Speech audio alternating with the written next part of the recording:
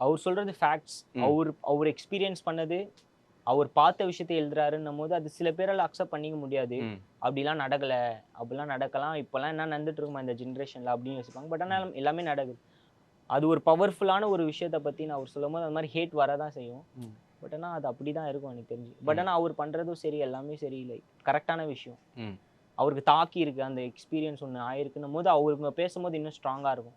So அந்த மாரி ஒரு டைம் வரும்போது கரெக்ட்டா ராப்க்குள்ள வரும்போது எனக்கு பெரிய ஸ்ட்ரகிள்ஸ்லாம் எதுவுமே இல்ல. ஏன்னா 23ல நான் ஸ்டார்ட் பண்ணேன்னு வச்சுக்கோங்களேன். 2 இயர்ஸ். 23லயே எனக்கு நெறைய விஷயம் நடந்துச்சு. நான் நான் இவ்ளோ இவ்ளோ ஒரே டைம்ல நடக்குமா? அப்படிங்கிற விஷயம் வந்து நெறைய மூவிஸ்ல சரி, பாட்டு சரி, அப்ரிசியேஷன் சரி, பெரிய பெரிய எல்லார்கிட்ட இருந்துமே வந்துச்சு.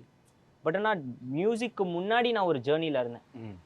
டான்ஸுங்கிறது. அது ஒரு 7, 8 வருஷமா நான் அதுல நான் நான் அதிகமா டிராவல் பண்ணியிருக்கேன். நெறைய டிராவல் பண்ணி போயிருக்கேன்.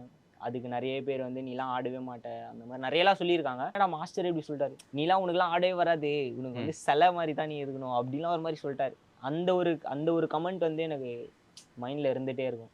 அத வந்து நான் எப்படி மாத்திருவேன்னா, "இப்படி சொல்றீங்களா? நான் அத பண்ணி காமிக்கிறேன்." அப்புறம் பண்ணி காமிச்சதுக்கப்புறம் அது எல்லாமே ஒரு மாரி நார்மலா அந்த மாரி